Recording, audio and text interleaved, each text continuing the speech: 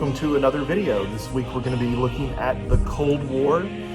So let's get started with the causes of the Cold War.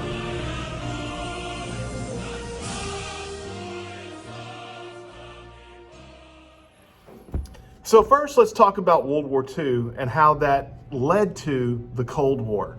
Of course, you guys should remember that in 1917, the Russians had their revolution and they went communist. Communist Russia becoming the Soviet Union is going to have a major part in World War II in defeating Nazi Germany. However, when the war is over, the Soviets see the United States as a threat, along with Western Europe, who are decidedly anti-communist, which meaning that they don't want these countries to go communist because communism is seen as anti-everything democratic that Western Europe had fought for throughout the entire war. So at the end of World War II, Truman had dropped the atomic bomb on Japan. As a matter of fact, he dropped 2 atomic bombs on Japan, and the Soviet Union saw that as a threat to themselves. Now, whether Truman actually dropped the bomb on Japan to show the Soviet Union the power that we had and that we were capable of still remains today a mystery.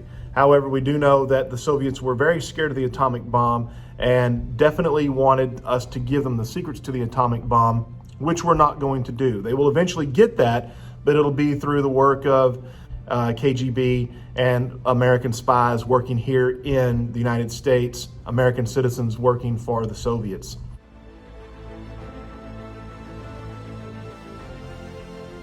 So at the immediate end of World War II, Europe is divided into Soviet-occupied zones and democratic country-occupied zones.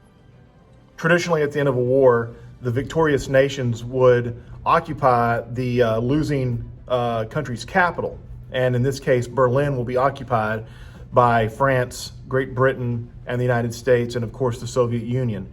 Now, the city itself was located deep into Soviet territory, and this is going to cause a lot of contention between the Soviets and the other Allied forces, especially when the Soviets decide to block off the roads leading into Berlin and cutting off all of West Berlin's electricity, water, and so forth.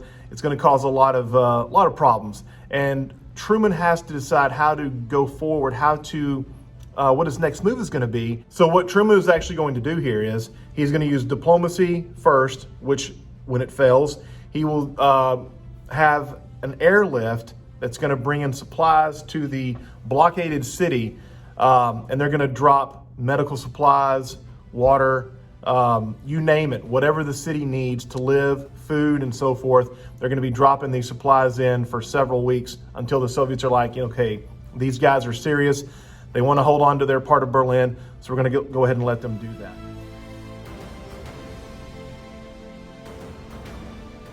Now, when the war was over, World War II was over, at the Potsdam Conference, the Soviets had basically promised to work with the United States to end Nazism and to, make a freer, more democratic Europe. But they're not going to hold up to their end of the agreement there. And Truman realizes now that Stalin is serious, and what he's wanting to do is going to be very much against what he had earlier promised to. And so it's going to cause a lot of contentions, especially when the Soviets are going to basically seal off Eastern Europe under what Winston Churchill is going to call an Iron Curtain. They're going to become very secretive, and they're going to become very aggressive as well.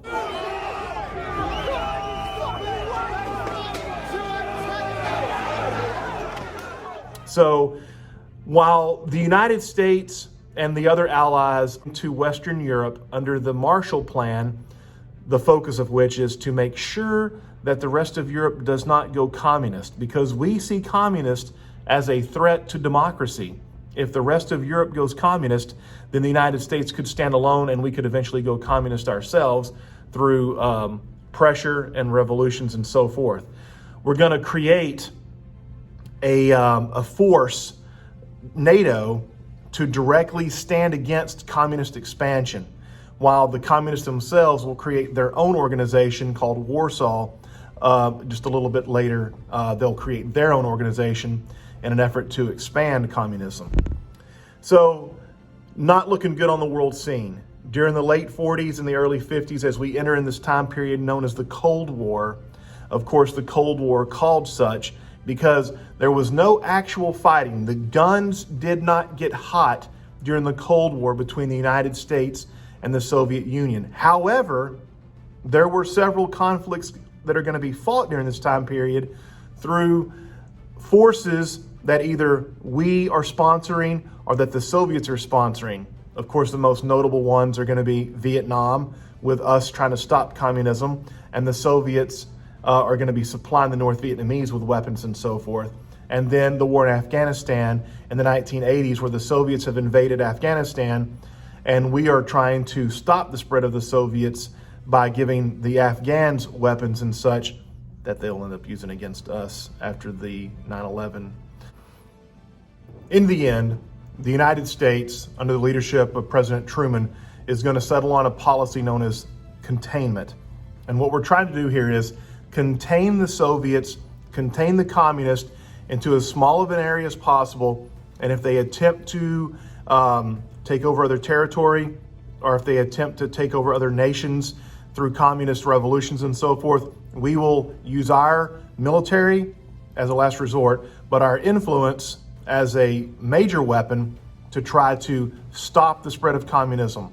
And so containment becomes the doctrine of the United States throughout the 50s, 60s.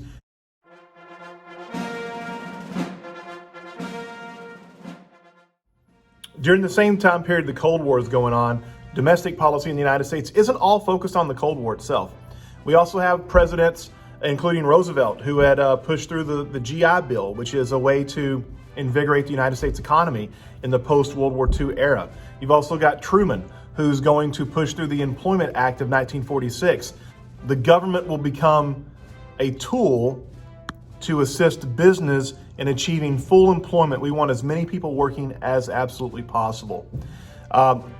Truman will also try to help labor and labor unions through strikes and other strategies, but the United States Congress is going to shoot that down and say, we've had enough of that for a while. And this is kind of a reaction to some of the policies of FDR and Truman. Of course, as Democrats, they were very friendly to labor, while the government knew that labor could be an issue, and we wanted to promote business over labor. There's also some civil rights things going on during the 1940s in the Truman era.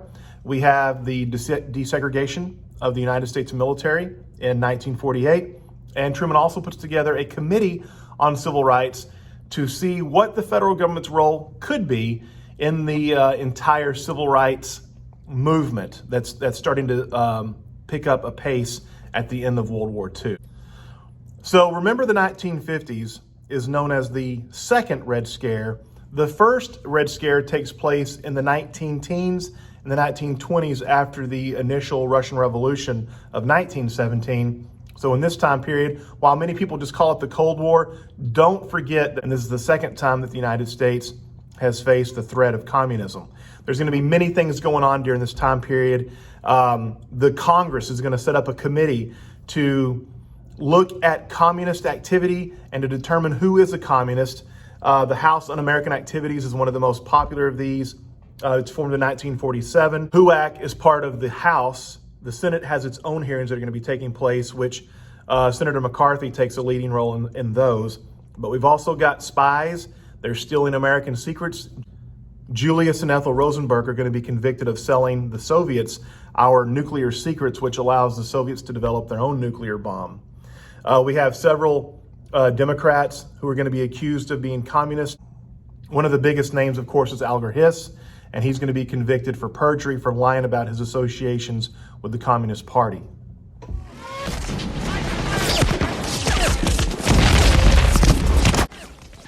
The first real action of the Cold War takes place when North Korea invades South Korea.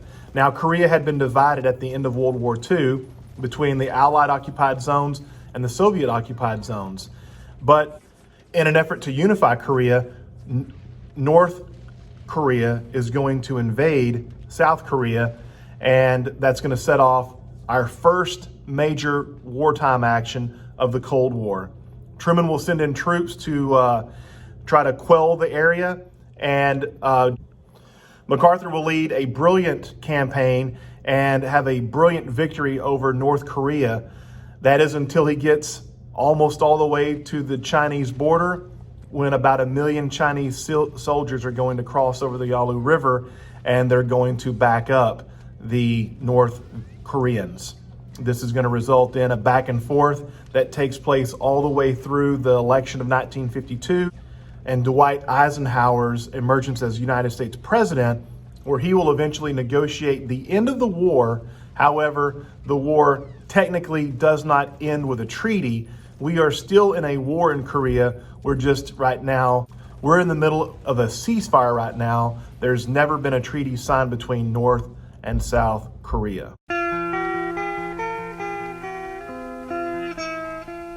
Now, by the time the war in Korea is winding down, a very similar event is taking place in Vietnam.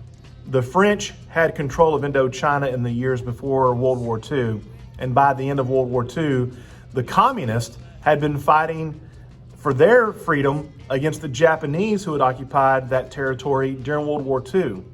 And now, in an effort to unify Vietnam, the communists have taken over the government and are attempting to kick out the French, and France is looking for the United States to help us in the effort to stop the expansion of communism. And this is going to eventually result in our sending troops to Vietnam and our longest war that we've ever fought as a nation, and unfortunately one of the few wars that we as a nation have lost.